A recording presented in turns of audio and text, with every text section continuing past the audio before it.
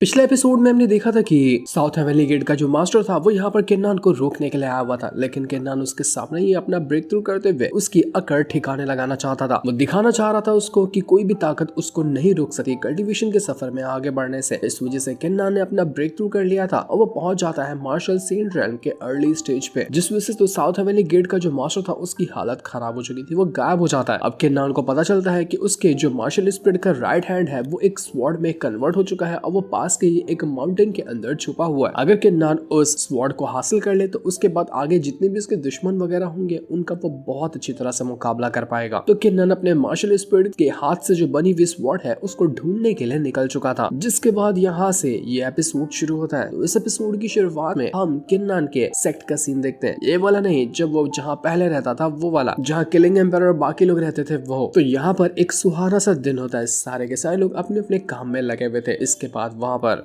वो लाल कपड़ा जो पहने होते हैं वो वाले मास्टर आ चुके थे और बाकी मास्टर से कहने लग जाते हैं कि तुम लोगों का जो डिसीजन था ना वो बहुत ज्यादा कमाल का था, जो तुमने मिलकर शियाओ को पीक मास्टर बना दिया, ये तो बहुत अच्छी बात है। वो इतनी ज्यादा कमाल की है ना, उसका हिसाब भी नहीं लगाया जा सकता। इतने अच्छे से वो अपने कामों को हैंडल करती है कि किसी और को कुछ करने की जरूरत ही नहीं पड़ती। आप लोग अगर भूल रहे हैं शियाओ कौन है, तो शियाओ किन्नान की सबसे अच्छी दोस्त है, जहाँ वो किन्नान को पसंद भी करती है और अभी तक कि वो किन्नान के लौट के आने का इंतजार कर रही है। तो यहाँ पर मास्टर उसी शियाओ के बारे में ही बता रहे होते हैं कि जब से शियाओ मास्टर बनी है ना वो सारे के सारे काम अच्छे से हैंडल कर लेती है, मुझे तो कुछ करना ही नहीं पड़ता। अभी नए डिसाइबल जो हमारे एकेडमी के अंदर आए हैं एडमिशन के जरिए, उनको भी ट्रेनिंग देने का काम शियाओ ही हैंडल कर लेती है। मैं तो बस आराम से बैठा रहता हूँ, घूमता रहता हूँ और मुझे कुछ करना पड़ता ही नहीं। इतने बड़े हमारे सेट की जिम्मेदारी वो अकेले उठा रही है ना, बहुत ज्यादा टैलेंटेड लड़की है, हर काम वो कर जाती है। तो बाकी मास्टर उससे कहने लग जाते कि अभी नए कितने सारे डिसाइबल यहाँ पर आए हैं हमारी एकेडमी के अंदर, उनको ट्रेनिंग देने का, उनको रूल वगैरह सिखाने का काम तुमने क्या पूरी तरह से बेचारी शियाओ के ऊपर ही छोड़ दिया गया? तुम्हारी भी जिम्मेदारी थी ना कि तुम डिसेबल वगैरह को ट्रेनिंग दो, उनको रूल्स बताओ, उनको यहाँ पर कैसे रहना है वो सारी चीजें बताओ। तुम इतना सारा काम बेचारी शियाओ के ऊपर दे दोगे तो वो मना थोड़ी ना करेगी, लेकिन उसके ऊपर कितना ज्यादा प्रेशर आएगा तुम्हें पता भी है। तो वो लाल कपड़े वाला मास्टर कहना चाहता है कि मैं क्या ही करूँ, शियाओ है इतनी कमाल की कि वो मुझे कुछ करने देती ही नहीं, वो सारे काम कर जाती है और एक बार भी कुछ कहती ही नहीं। तो बाकी मास्टर कहना चाहते हैं कि तुमने इतना ज्यादा परेशान करके रखा है ना शियाओ को, देखना जब किन्नान लौट कर आएगा ना तो वो तुम्हें बहुत डांटेगा कि तुमने उसकी प्यारी सी शियाओ को कितनी ज्यादा तकलीफ दी, सारा काम तुमने उससे ही कराया, फिर तुम उसके लिए तैयार है ना किन्नान की डांट सुनने के लिए। ऊपर से तुम्हें तो पता ही होगा कि आखिर शियाओ किसकी डिसाइपल है, वो डिसाइपल है हमारे सीनियर ब्रदर यानी कि किलिंग एम्पायर की। और किलिंग एम्पायर के सामने भी अगर तुमने कह दिया कि सारा का सारा काम बेचारी शियाओ उठाती है तो वो भी तुम्हें सबक सिखाएंगे। बताओ क्या कहते हो, जाकर बता दो क्या अभी मैं सारी की सारी तुम्हारी हरकत किलिंग एम्पायर को, क्योंकि जब वो तुम्हारा ही काम करते रहेगी तो बेचारी अपनी कल्टीवेशन में कब ध्यान देगी, वो तो अपनी कल्टीवेशन ढंग से कर ही नहीं पाएगी, तुम ही उसको बिजी करके रखे रहोगे। वो लाल कपड़े वाले मास्टर ये सुनकर कहने लग जाते कि अरे अरे यार गलती हो गई, मैं अभी जाता हूँ शियाओ की मदद करने के लिए, तुम लोग प्लीज किन्नान को मत बताना और किलिंग एम्पायर को उसके बारे में बिल्कुल मत बताना, वरना वो दोनों मिलकर मेरी क्लास लगा देंगे। मैं शियाओ को आराम दूंगा और जो भी काम रहेगा मैं खुद से हैंडल कर लूंगा, प्लीज किसी को मत बताना। तब जैसे वो लाल कपड़े वाले मास्टर वहां से जा रहे होते हैं कि तभी वहां पर आकर पहुंच चुके थे किलिंग एम्पायर। वो भी काफी टाइम से अपनी कल्टीवेशन में लगे हुए थे और उन्होंने काफी अच्छे रेल्म को अचीव भी किया था। बहुत दिनों बाद हमें किलिंग एम्पायर को देखने का वापस से मौका मिला। किलिंग एम्पायर यहाँ पर वो लाल कपड़े वाले हैं मास्टर से कहना चाहते कि तुमने भी अपना ब्रेक थ्रू किया, मैं इम्प्रेस हुआ तुमसे, तुम अभी मार्शल सेंट रेल्म के ऊपर मौजूद हो और लगता है कि उस रेल्म को भी जल्दी ब्रेक थ्रू करने वाले हो, तुम्हें कांग्रेचुलेशन जो तुमने अपना ब्रेक थ्रू किया है। इसके बाद हम दूसरे मास्टर को देखते हैं जो डिसेबल वगैरह को ट्रेनिंग दे रहे थे। यहाँ पर जितना भी पहले अजूर ड्रैगन लैंड था और फिनिक्स बर्ड लैंड था वो सारी की सारी अकेडमी आपस में मिल चुकी है और अब यहाँ पर सारे के सारे लोग मिलकर इस पूरी की पूरी अकेडमी जो एक बन चुकी है उसको ट्रेनिंग देते हैं ताकि ये अकेडमी और ज्यादा स्ट्रॉन्ग बन सके। जब किन्नान पहले यहाँ पर आया था तो उसको अलग अलग अकेडमी को चुनने का मौका मिला था, क्योंकि उस टाइम अलग अलग अकेडमी हुआ करती थी और अलग हिसाब से टेस्ट देने थे, लेकिन अब यहाँ पर सब लोग एक साथ मिल चुके हैं। तो मास्टर सारे डिसाइपल को अभी यहाँ पर ट्रेनिंग दे रहे होते हैं कि किस तरह से अपनी कल्टीवेशन की शुरुआत की जाती है, कैसे कल्टीवेशन किया जाता है, कल्टीवेशन करने के बाद तुम्हारा मेन मकसद होना क्या चाहिए, तुम क्यों कल्टीवेशन करना चाहते हो, आखिर जब तुम कल्टीवेशन करोगे तो तुम्हारा उसको लेकर क्या फैसला होगा, किस तरह से तुम उसका इस्तेमाल करोगे, ये सारी चीज वो सिखा रहे होते हैं कि कल्टीवेशन की जो जरूरत होती है वो हमेशा अच्छाई के लिए होती है। जब एक कल्टीवेटर कल्टीवेशन को अच्छे से समझ जाता है तो वो इतना स्ट्रॉन्ग हो जाता है जिसका हिसाब भी नहीं लगाया जा सकता, लेकिन ये तब हो पाता है जब कल्टीवेटर अपना पूरा का पूरा ध्यान कल्टीवेशन के ऊपर ही लगा दे। तो ये करने के लिए बहुत ज्यादा मेहनत करनी पड़ती है, बिना मेहनत के कुछ भी नहीं मिलता। जिस तरह से तुम लोग यहाँ पर मेहनत करते जाओगे हम भी तुम्हें उसी तरह से गिफ्ट देते जाएंगे, जैसे कि कोई जेड हो गया, कल्टीवेशन से जुड़ी रिसोर्सेस हो गए और यहाँ पर तुम उसी हिसाब से अपना रेल्म भी ब्रेक थ्रू करोगे। इसी तरह से ये नियम जो है वो चलता जाता है, तुम्हें मेहनत करनी है और आगे बढ़ते रहना है।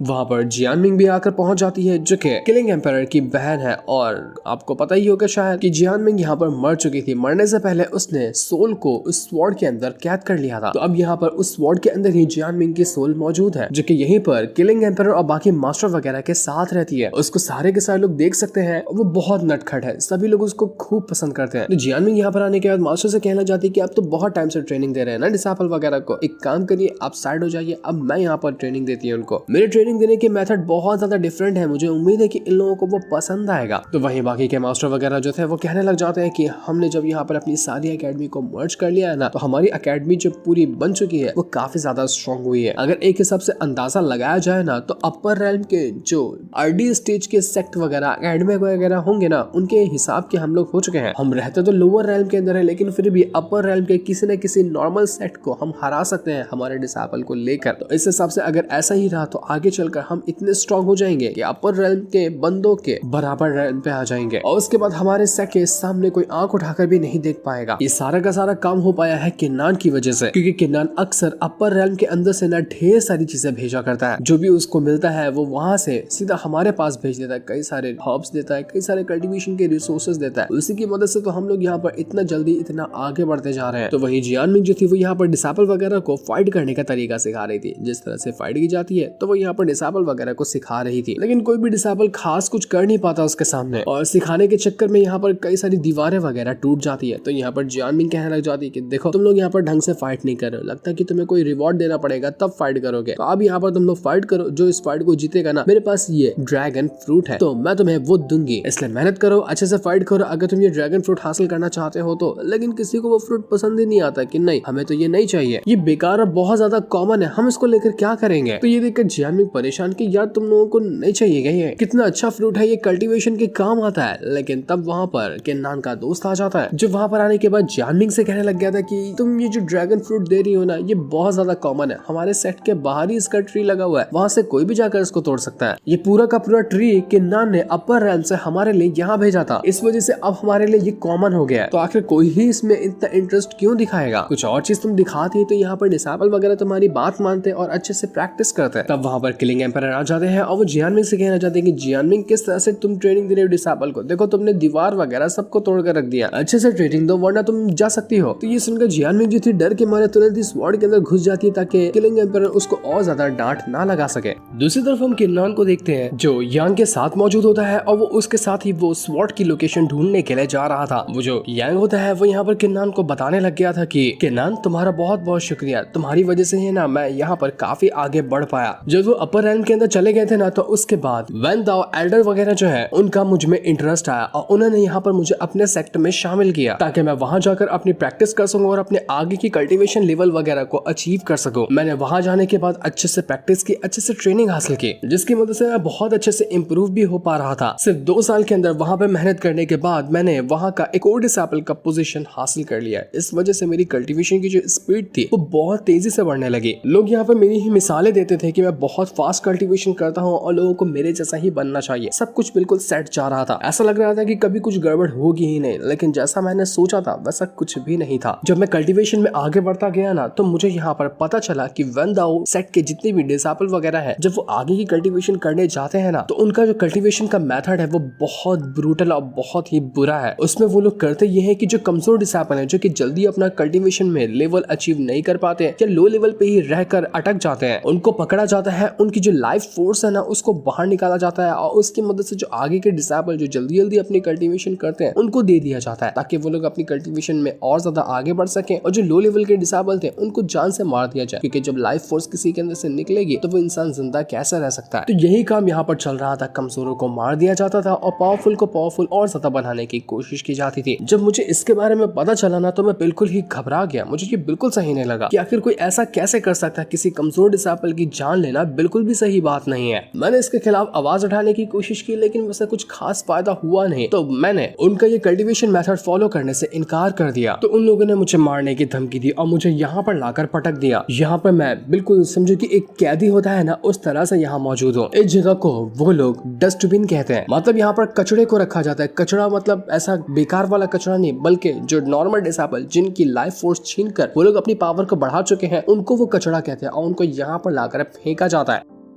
तुमने बाहर एक लड़की का स्टैचू देखा होगा ना, जो कि खड़ी है और बिल्कुल ऐसा लगता है कि वो हूबहू इंसान जैसी है। कोई डिफरेंस पता करना यहाँ पर बहुत ज्यादा मुश्किल है, तो तुम्हें मैं बता देना चाहता हूँ कि वो सच में एक इंसान ही है। उसको हाथों से नहीं बनाया गया। जब उसकी लाइफ फोर्स छीन ली गई ना, तो वो लड़की बेचारी पत्थर में बदल गई। जितने भी यहाँ पर डिसेबल वगैरह की लाइफ फोर्स को निकाला जाता है, वो सब पत्थर के बदल जाते हैं और उनको यहाँ पर लाकर पटक दिया जाता है। अब उन लोगों ने मुझे नहीं मारा क्योंकि मेरा टैलेंट बहुत ज्यादा हाई था, इसलिए उन्होंने मुझे छोड़ दिया। लेकिन यहाँ पर लाने के बाद मुझे एक जिम्मेदारी दे दी कि जितने भी डिसेबल वगैरह को वो लोग यहाँ पर लेकर आते हैं ना, जो पत्थर के बन गए होते हैं, तो मेरी जिम्मेदारी ये होती है कि मुझे उन्हें लावे के अंदर डालकर उन्हें हमेशा के लिए खत्म करना है। मतलब मुझे वो पत्थर के बने हुए डिसेबल को डिस्ट्रॉय करने का काम दिया गया। यहाँ पर मैं बहुत टाइम से मौजूद हूँ और यहाँ पर जितने डिसेबल आते हैं, मैंने आज तक के किसी को भी नहीं मारा है, ना किसी को लावे के अंदर डालकर उन्हें खत्म किया है। तुम देख पा रहे हो यहाँ पर न जाने कितने सारे स्टैचू वगैरह मौजूद है। तो जब भी मुझे यहाँ पर स्टैचू को भेजा जाता था लावे के डालने के लिए, तो मैं उनको यहाँ पर लाकर छुपा देता था, क्योंकि मैं इतना बुरा नहीं हूँ कि मुझे तो यहाँ पर उन मूर्तियों के ऊपर जो कि पत्थर बन चुके हैं उनके ऊपर भी तरस आता है। मैं उनको भी नहीं खत्म कर सकता, इसलिए मैंने किसी को भी लावे के अंदर नहीं डाला, इस उम्मीद में कि एक न एक दिन जरूर वो आएगा जब मैं इनकी आत्मा को शांति दिलवाऊंगा। उसके बाद मैं इन्हें हमेशा के लिए यहाँ पर लाकर रख दूंगा। मुझे कोई ना कोई तरीका ढूंढना है जिसकी मदद से मैं इनको इंसाफ दिला सकूं, क्योंकि इन लोगों की कोई गलती नहीं थी, बस बिना मतलब के इन लोगों को मार दिया गया। केनान भी ये सारी की सारी बात सुनकर बिल्कुल हैरान रह चुका था कि यार ये तो बहुत गलत बात है। आखिर कोई इतना घटिया इंसान कैसे हो सकता है? सिर्फ कल्टीवेशन में लो लेवल पे होने की वजह से, सिर्फ कल्टीवेशन स्पीड स्लो होने की वजह से यहाँ पर उन लोगों ने इनको पत्थर का बना दिया। केनान यहाँ पर यांग से कहने लग जाता है कि जितनी भी तुम्हें तकलीफ हुई ना कहीं उसका जिम्मेदार मैं ही हूँ, क्योंकि मैंने ही तुमसे कहा था कि तुम्हें वेनदाओ माउंटेन के जितने भी लोग हैं ना, उनके बारे में अच्छे से जानकारी निकालनी है और उन्हीं की जानकारी निकालने के चलते तुम उनके सेक्ट में शामिल हुए और उसके बाद तुम्हें इतनी सारी परेशानियों को उठाना पड़ा। लेकिन यांग कहने लग जाता है कि नहीं, इसमें तुम्हारी कोई गलती नहीं है, गलती तो उन एल्डर वगैरह की है जो कि वेनदाओ माउंटेन के अंदर रहते हैं। सजा तो उन्हें मिलनी चाहिए और मैं ये सजा उनको दे कर ही रहूंगा, चाहे आज हो या कल हो, कभी ना कभी उनका टाइम पूरा होगा ही। जिस दिन को दिखाते साथ ही ये वाला एपिसोड यहीं पर एंड हो जाता है। Thanks for watching.